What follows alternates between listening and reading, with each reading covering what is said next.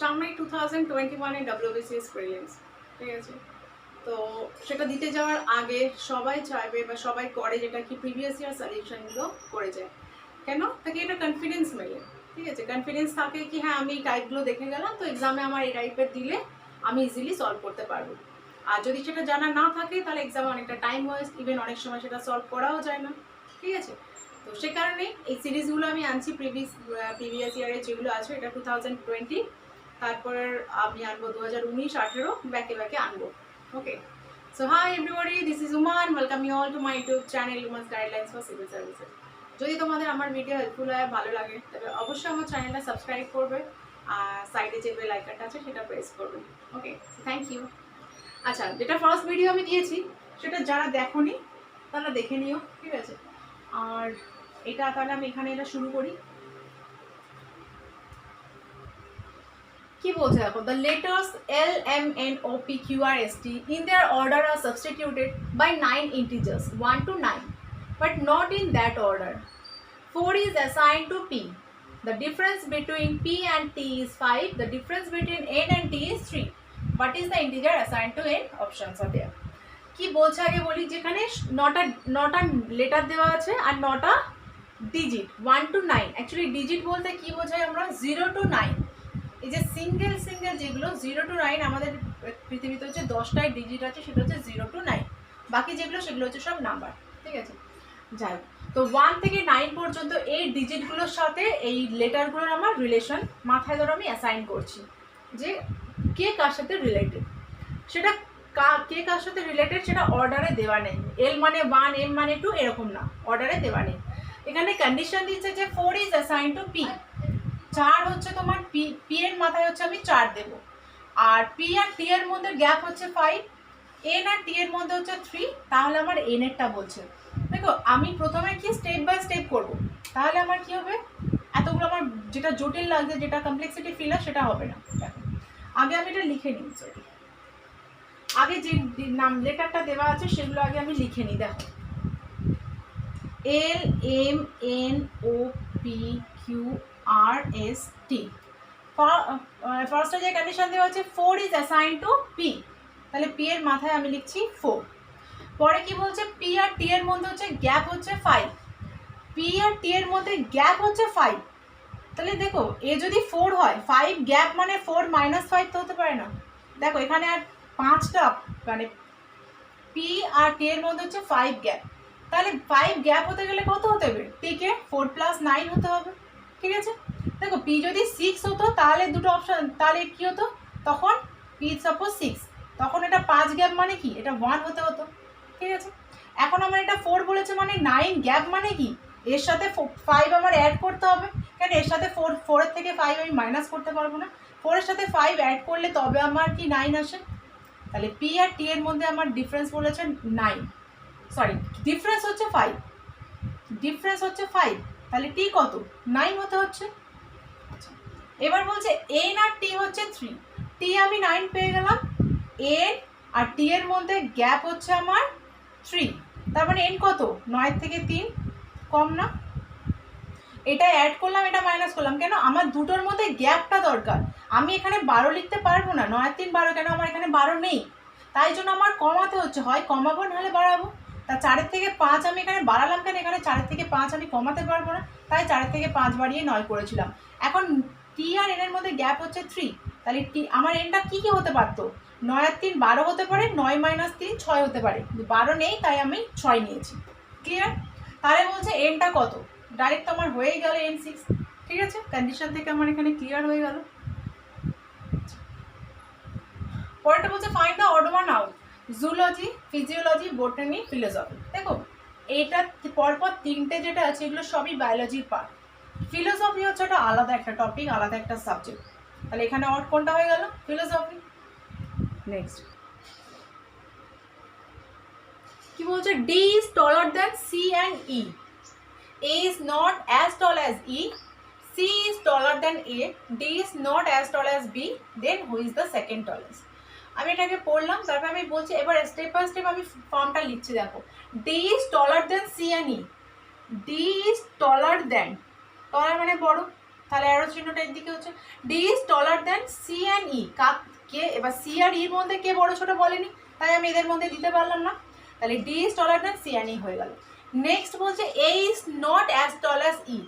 এ হচ্ছে আমার এর ই যতটা বড় ততটা বড় এ নয়, তার মানে কি এ ইর থেকেও ছোট, তাহলে ইর থেকেও এ ছোট, এটাকে আমি পেলাম। সি ইজ টলার দেন এ।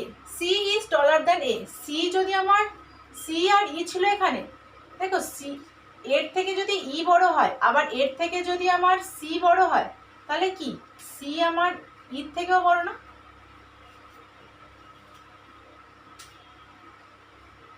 বলছে সি ইজ টলার দেন এ, না এটার মানে এটা হয় না, তার মানে দুজনার থেকেই এ বড়, এর থেকে দুজনেই বড়। এখানে কি বলছে A is not as tall as E. E যতটা বড় এ ততটা নয়, তাহলে এ কি এর থেকে ছোট হয়ে গেল। পরেরটা এটা আমি কন্ডিশনগুলো ভেঙে ভেঙে লিখি, যে আমার এ হচ্ছে ততটা বড় নয় যতটা ই বড়, তার মানে ই এর থেকে বড়। পরেরটা বলছে C is taller than A. C is taller than A. তারপরে কি বলছে D is not as tall as B. B এর মতো ডি বড় নয়, তাহলে বি কি আমার ডি এর থেকে বড়, তাহলে বলছে কে সেকেন্ড টলেস্ট। দেখো এবার আমি কন্ডিশনটা লিখছি, ডি এর থেকে বি বড়, তাহলে বি এদিকে চলে যাচ্ছে। সি আর ই এর থেকে দুজনের থেকে এ ছোট, তাহলে দুজনের থেকে এ ছোট। সি আর এর মধ্যে কে বড় ছোট আমরা জানি না, কেন সেই রকম কোনো কন্ডিশন দেওয়া নেই।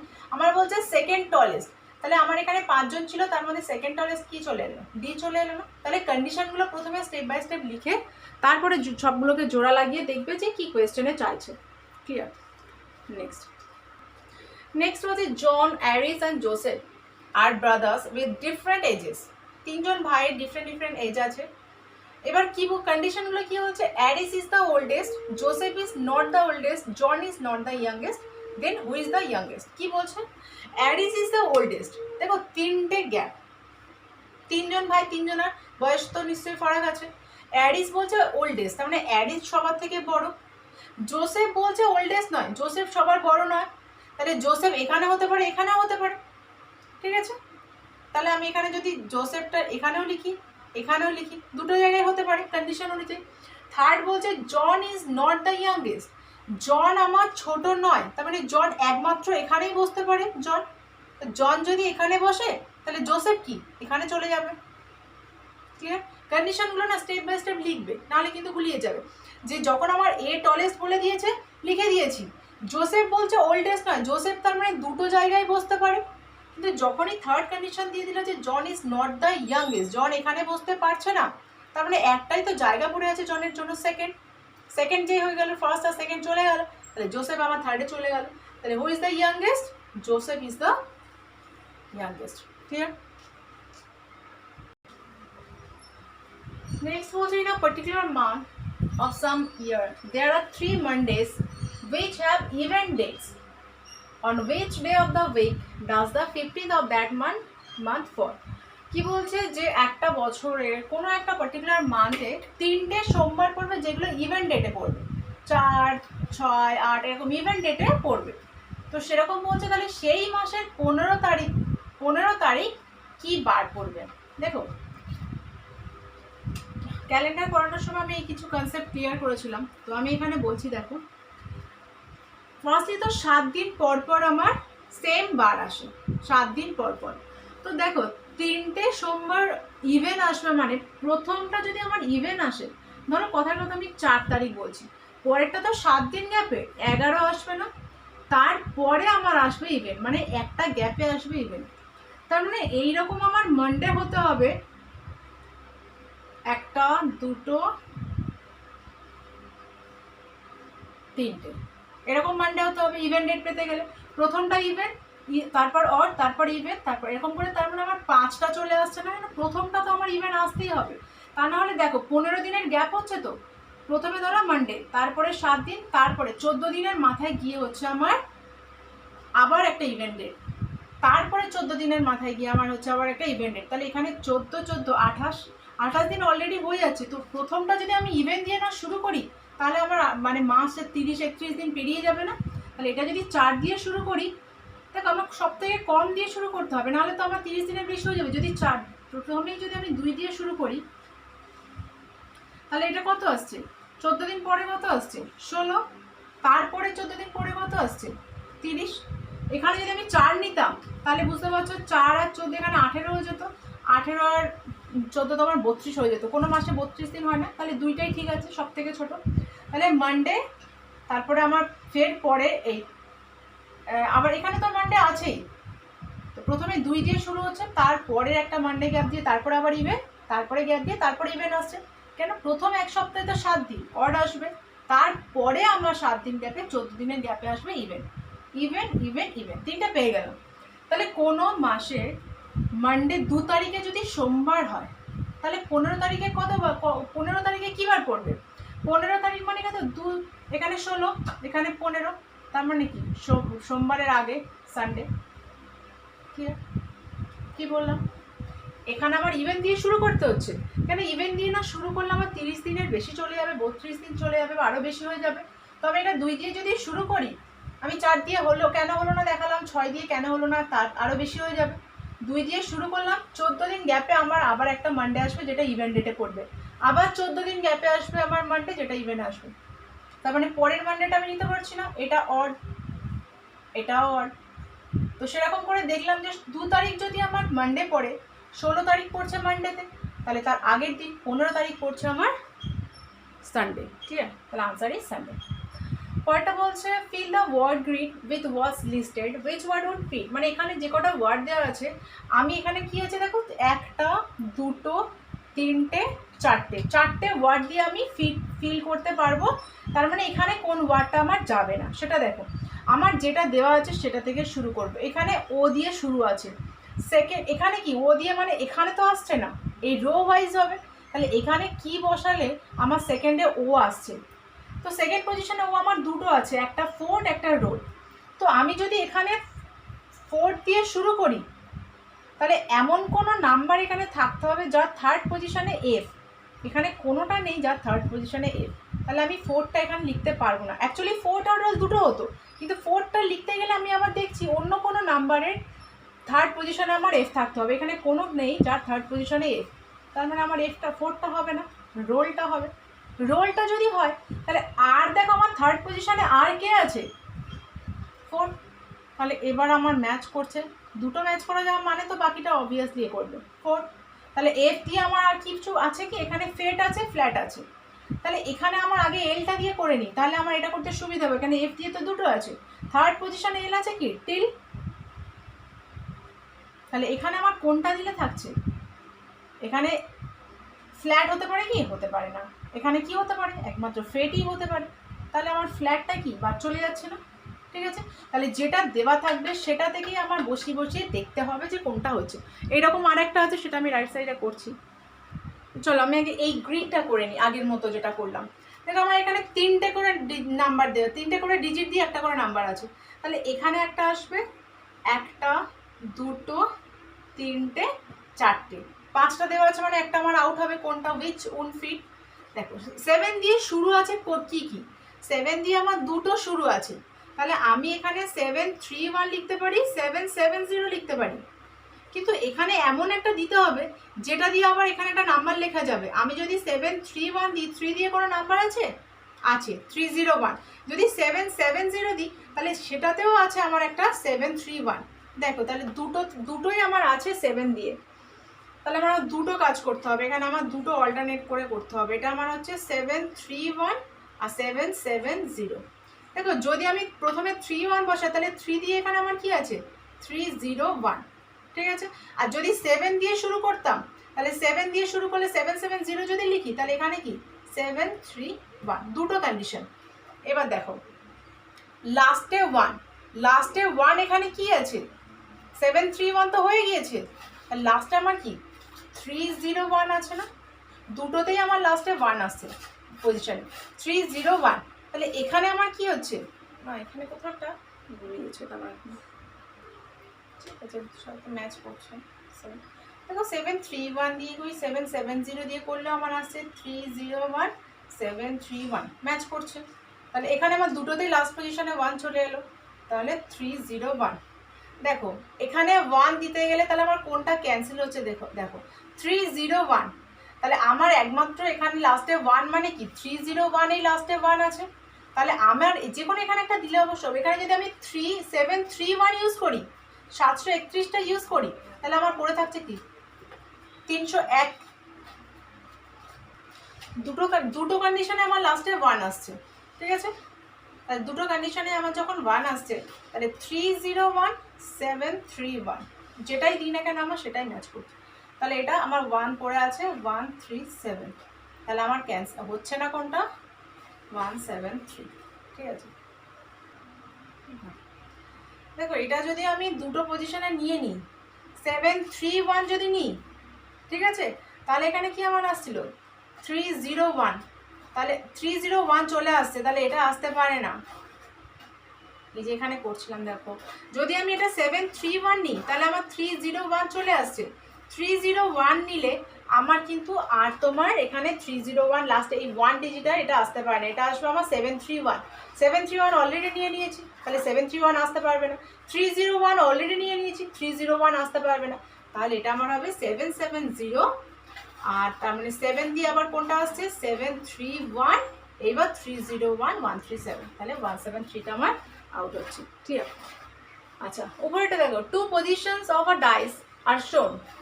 দুটো ডাইস দিয়েছে, ঠিক আছে। ডাইস দিয়ে প্রবলেম আমি পরে আনবো, কেন এখানে আমি সবটা কনসেপ্ট দিতে পারবো না। এখানে যেটা দেওয়া আছে আমি শুধু সেটা বলছি। Find the number of the dots on the face opposite the face 3 dot. দুটো ডাইস দেওয়া আছে, তো দুটো ডাইস দেওয়া আছে, সেইটা থেকে আমার বলতে হবে যে 3-র অপোজিটে কে আছে, 3-র অপোজিটে কে আছে সেটা আমাকে বলতে হবে। দেখো এটা কিভাবে করবো আগে দেখো, এখানে এটার মধ্যে কমন কি কি আছে দেখো, এখানে 4, এখানে 6, 3, এখানে 4, এখানে 5, এখানে 6, তাহলে 4 6টা কমন আছে। যেখান থেকে কমন আছে আমি সেম ডিরেকশনে যাব, 4-এর পরে 6, 4-এর পরে 6 লিখবো, তারপর 3 লিখবো। এখানেও ঠিক 4 যেদিকেই থাকুক, 4-এর পরে 6 যদি লিখি তাহলে আমার সেম ডিরেকশনে আসতে হবে, তাহলে 4-এর পরে যদি 6 আসে তারপরে 5 লিখবো। এখানে এই ডিরেকশন হচ্ছিল, এখানে এই ডিরেকশন যেদিকেই যাক না কেন, আমার যদি 4-এর পরে 6 লিখি তারপরে যেটা পড়ে থাকবে সেটা লিখবো, 4-এর পরে 6 লিখতে হবে, তারপরে যেটা পড়ে থাকবে সেটা লিখবো। লেখার পরে দেখবো যারা পড়ে আছে তারাই হচ্ছে অপোজিট, তাহলে 3-3-র অপোজিট হচ্ছে আমার 5, ক্লিয়ার। নেক্সট বলছে going 50 metre to the south of our house, Radhika turns left and goes another 20 meter. Then turning to the north, she goes 30 meter and then starts walking to her house. In which direction she is walking now? কি বলছে আগে দেখি, যে তার বাড়ি থেকে শুরু করে, ঠিক আছে, সে প্রথমে 50 মিটার সাউথে এসেছে। ধরো এটা তার বাড়ি, এখান থেকে সে সাউথ এসেছে মানে নিচের দিকে এসেছে, এখানে এসেছে, সেটা কত 50 মিটার। এবার আসার পরে ইমাজিন করো হেঁটে হেঁটে আসছে, আসার পরে এই পজিশনে দাঁড়ালো, তার মুখটা কিন্তু নিচের দিকে, তার রাইট সাইড এদিকে, লেফট সাইড এদিকে, ঠিক আছে। তাহলে সে টার্নিং লেফট বলছে, turning left she goes another 20 metre. তাহলে লেফট, তুমি যদি এই নিচের দিকে দাঁড়িয়ে থাকো, তোমার বাঁ হাত কোন দিকে, এদিকে, ডান হাত এদিকে, তাহলে লেফট মানে এইদিকে 20 মিটার সে আরও গেল। যাওয়ার পরে সে দেন টার্নিং টু দ্য নর্থ, আবার নর্থের দিকে গেল, কতটা 30 মিটার। তাহলে নর্থে গেল কত 30 মিটার, সে আবার নর্থে গেল, ঠিক আছে। তারপরে সে কি করছে, তার বাড়ির দিকে যাওয়া শুরু করেছে। এরকম একটা কোনো পজিশন বলছে তার বাড়ির দিকে শুরু করেছে, তাহলে সে এখন কোন ডিরেকশনে আছে, north, north east, north West, West, কোনটা। দেখো এই পজিশনের পরে আমার চাইছে, তো দেখো এটা তো কি, এটা নর্থ, এটা সাউথ, এটা ইস্ট, এটা ওয়েস্ট, তো এটা নর্থ, এটা ওয়েস্ট, তাহলে এটা কি north West, the answer is north West, clear.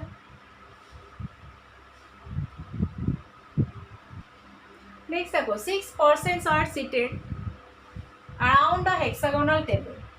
Anup is seated opposite Belal, who is between Chirag and Derek. Anup is between Ella and Farooq. Ella is to the left of Derek. Which of the following pairs is facing each other? কি বলছে, এত কিছু কি বলছে, যে hexagonal একটা table আছে,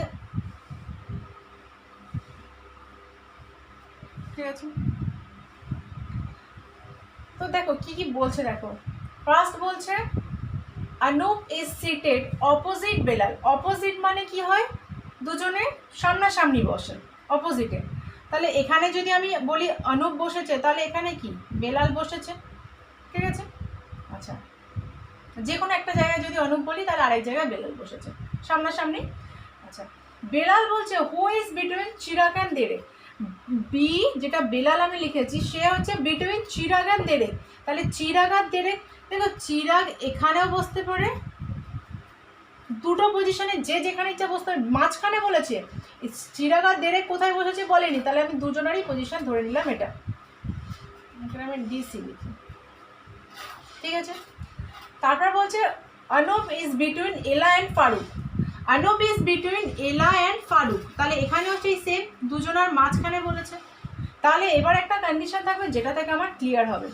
বলছে Ella is to the left of Derek. আগে লেফট বলি, যখন আমরা এরকমভাবে বসা বলি তার মানে সবার মুখটা হচ্ছে সেন্টারের দিকে, ঠিক আছে।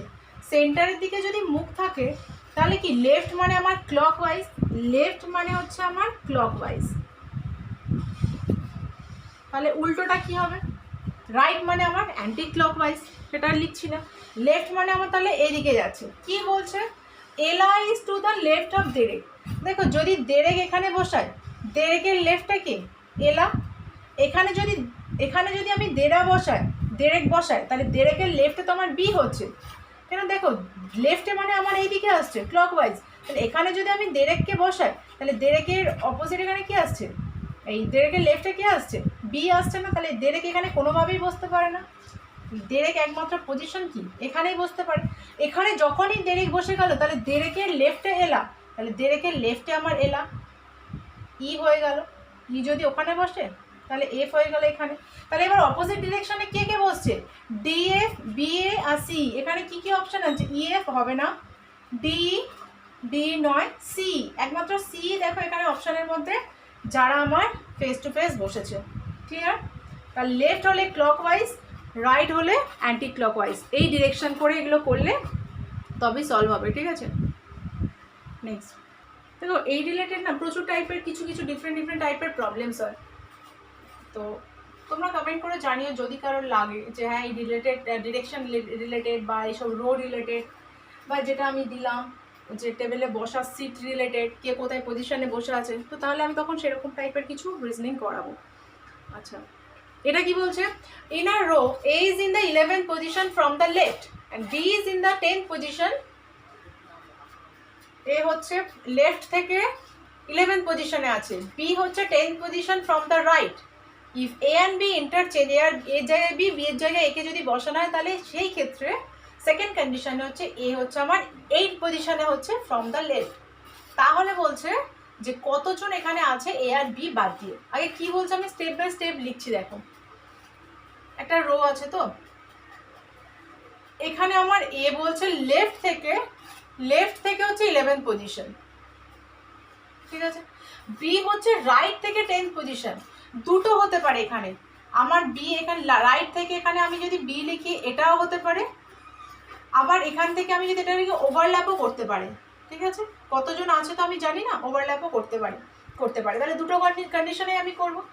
এবার বলছে এ আর বিকে যদি ইন্টারচেঞ্জ করে দেওয়া হয় তাহলে এ হচ্ছে আমার পজিশন হয়ে যাবে 11 ছিল 18 হয়ে যাবে। এর জায়গায় যদি আমি বিকে বসাই, বি এর জায়গায় একে বসাই, দেখো এখানে বি আর এখানে যদি এ বসায় তাহলে লেফট থেকে এটা 11 থেকে আরও কমে যাচ্ছে না, তার মানে এই কন্ডিশনটা হচ্ছে না, ঠিক আছে। তার মানে আমার এটাই ঠিক চলছে। কেন, আমি যখন এর জায়গায় বি আর বি এর জায়গায় একে বসাবো তখন আমার এর পজিশনটা 18 হয়ে যাবে ফ্রম লেফট থেকে 11 ছিল, 18 হতে গেলে রাইটে হতে হবে, রাইটে মানে আমার এই কন্ডিশনটা ঠিক আছে, ঠিক আছে। তাহলে এবার আমি অল্টারনেট করে দিলাম, এটা হয়ে গেল আমার নতুন হলো আমার 18। তাহলে এবার বলো কতজন এখানে আছে। দেখো এখন বলছে 18, এখানে ছিল 11, এখন এই পজিশনটা 18, এই গ্যাপটাতে কতজন আছে, 7 জন আছে। এখানে 11 ছিল, যখনই আমি একে বি এর জায়গায় নিয়ে নিলাম তখন হয়ে গেল 18।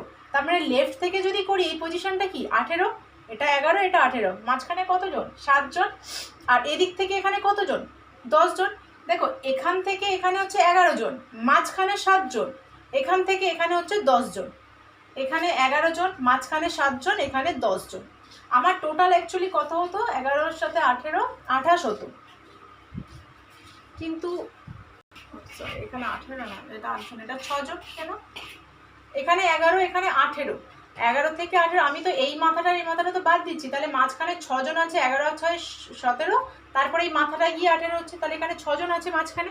ঠিক আছে, এখানে 18 থেকে 11 বাদ দিলে 7 হয়, কিন্তু এখানে তো আমার পার্সেন্ট হোল্ড করছে, এখানে একজন 11 নাম্বার আছে, মাঝখানে 6 জন হলে তবে 17 হবে, তারপরে এই মাথায় গিয়ে 18 হবে।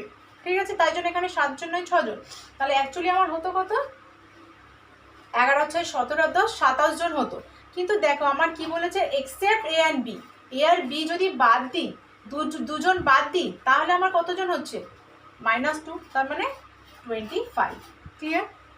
কি বললাম, যে আমার এই দুটো কন্ডিশন হতো। দেখো প্রথমে এ হচ্ছে লেফট থেকে বলছে 11 পজিশনে, বি হচ্ছে রাইট থেকে 10 পজিশনে, তাহলে ওভারল্যাপও করতে পারতো, আবার গ্যাপেও থাকতে পারতো, কিন্তু ওভারল্যাপ করলে আমি দেখছি কন্ডিশনটা হচ্ছে না। কেন, যখনই আমি একে বি এর জায়গায় বসাচ্ছি, বিকে এর জায়গায় বসাচ্ছি, তখন এর পজিশন আরও ডান দিকে চলে যাচ্ছে। কেন, লেফট থেকে 8, আগে লেফট থেকে 11 ছিল, এখন লেফট থেকে 8, তার মানে আর এখন হচ্ছে 18, তার মানে আরও ডান দিকে চলে যাচ্ছে। ডান দিকে যেতে গেলে বি নিশ্চয়ই আরও ডান দিকে ছিল, তাই জন্য এই কন্ডিশনটা বাদ দিয়েছি। এবার এই কন্ডিশনে বাকি যেটা বলা আছে সেখান থেকে করলাম, আনসার ইজ 25।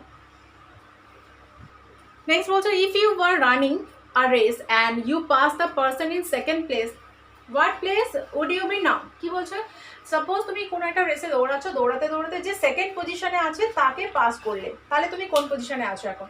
সবারই এটা মাথায় আসতে পারে যে সেকেন্ড জনকে আমি বাদ দিয়ে দিয়েছি, মানে আমি ফার্স্ট হয়ে গিয়েছি। কিন্তু দেখো সেকেন্ড জনকে বাদ দিয়ে ফার্স্ট হয়নি, এখানে যাচ্ছিল ফার্স্ট সেকেন্ড থার্ড ফোর্থ যাচ্ছিল। ঠিক আছে, থার্ড ফোর্থ ডট। এবার তুমি কি করলে, যেতে যেতে যে সেকেন্ড ছিল তাকে সার্ভ পাস করে ফেলেছো, তাহলে তাকে পাস করেছো মানে সে থার্ডে চলে গিয়েছে, তুমি কোথায় এসে গিয়েছো, সেকেন্ডে। তুমি কিন্তু ফার্স্ট জনকে ক্রস করোনি, তুমি সেকেন্ড জনকে ক্রস করেছো, তার মানে তুমি তার পজিশনটা নিয়েছো আর সে তোমার পজিশনটা নিয়ে নিয়েছো, তার মানে তুমি কিন্তু এটা সেকেন্ড পজিশনে আছো, ফার্স্ট নয়। ঠিক আছে, আচ্ছা তাহলে এটা এই পর্যন্ত। ওকে, সো থ্যাংক ইউ।